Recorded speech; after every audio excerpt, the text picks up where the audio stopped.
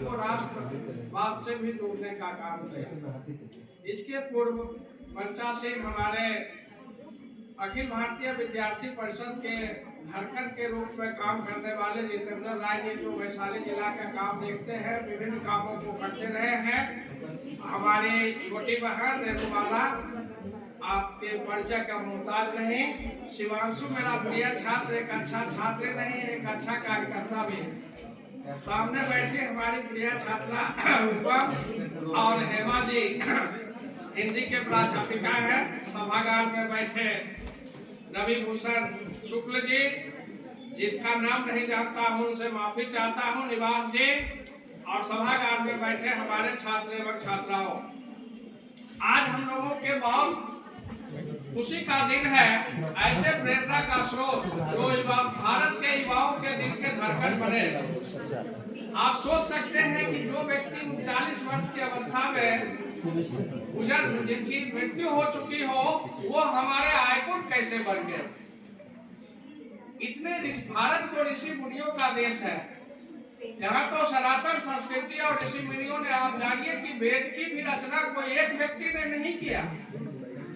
विभिन्न ऋषि मुनियों ने ऋचाओं की रचना किया, उसको सिर्फ ड्राफ्टिंग का काम वेद व्यास ने किया, जिसको हम सनातन संस्कृति के रूप में जानते हैं, जिसमें जीवन का सभी मूल रहस्य छिपा हुआ है।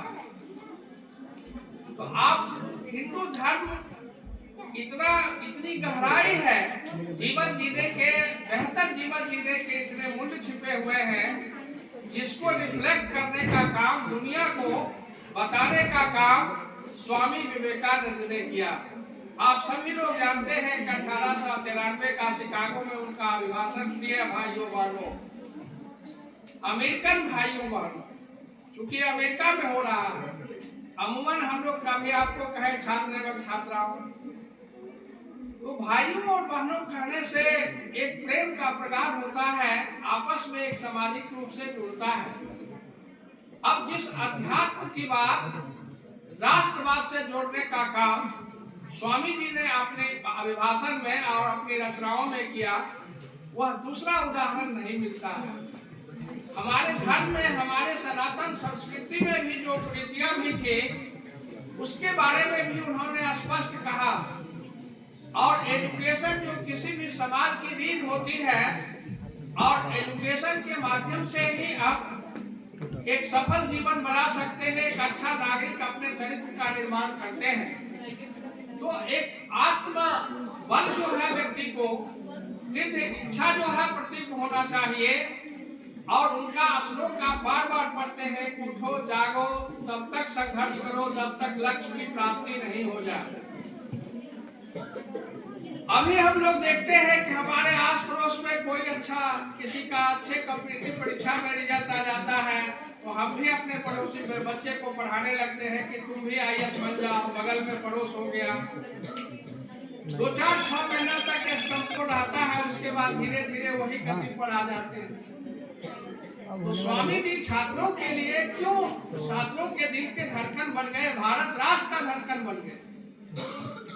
अभी रेणुबाला मैम कह रही थी कि भारत अभी तो युवाओं का देश है, भारत कोई बूढ़ा कंट्री नहीं है, जवान कंट्री है। आज जापान एक ओल्ड कंट्री बन गया, टेक्नोलॉजी में दुनिया पर राज करता था। आज जापान को भारत के युवा लोगों की जरूरत है। तो भारत में इतना मानव संसाधन है, युवाओं के रूप में नई खून और ऊर्जा है। अगर स्वामी जी के बताए रास्ते पर हम चले, उनके बताए शिक्षा को ग्रहण करें, राष्ट्रवाद की भावना अपने हृदय में संजोए रखें, और सनातन संस्कृति की जो अच्छी बातें हैं उसको अपनाते हुए आगे बढ़े, तो हम विकसित भारत की जो संकल्पना है उसको समय से पूर्व ही पूरा कर सकते हैं।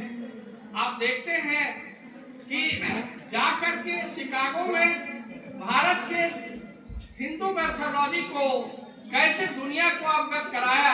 आप जानते हैं जब अंग्रेज भारत आए थे तो वो कहते हैं कि ये काले लोग जो है भारतीयों, अंग्रेजों पर बोझ है, इसको हम लोग गोरे लोग आकर के सही नागरिक बनाएंगे, सही जीवन जीने का गुण सिखाने के लिए आए, हम शासन करने के लिए नहीं आए।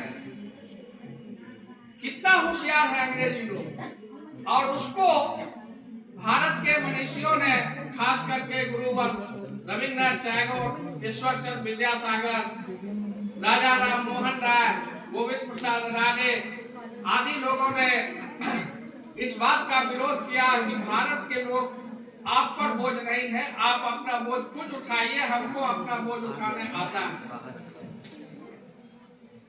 जब अंग्रेजों ने यह कहना शुरू किया कि तुम्हारे देश में बाल विधवा है, बाल विवाह प्रथा है, विधवा जो है विधवा एक मरने के बाद हस्बैंड को उसके सारा पड़ जाती है, विधवा विवाह का व्यवस्था नहीं है, शोषण है, अन्याय है, जात है, पाप है, सामंती व्यवस्था है, जमींदारी है, तो तुम कैसे युग में जी रहे हो?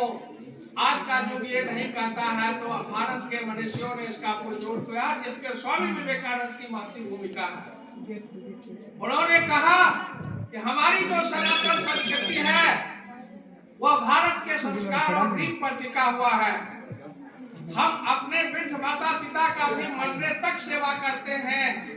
हम अपने बच्चों को पूरे तन्मयता से पालते हैं।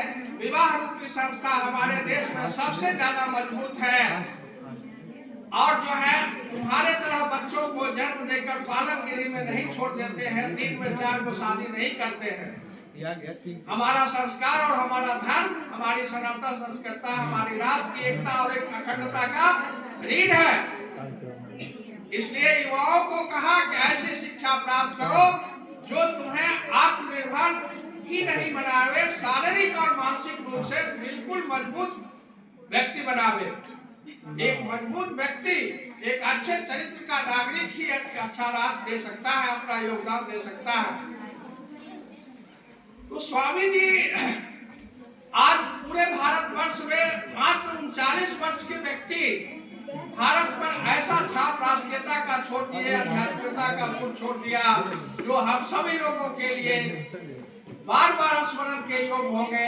हम इस युवा दिवस के अवसर पर आप लोगों को मैं कहना चाहूंगा कि स्वामी जी के बताए गए रास्ते पर लाख विघ्न बाधा आ जाए, आपका जो लक्ष्य है, आपका जो उद्देश्य है, उसमें विघ्नों के बाद भी अपने उद्देश्य से नहीं भटके और अपने चरित्र के निर्माण पर जोर दें। इन्हीं चंद शब्दों के साथ मैं अपनी वाणी को विराम देने के पूर्व एक बात कहना चाहूंगा स्वामी जी के संदर्भ में कि स्वामी जी नर नहीं नर रूप थे, देवत्व के अवतार थे, कुछ कर गए कुछ दे गए, अमृत को बचा दिए। जय भारत, जय भारत।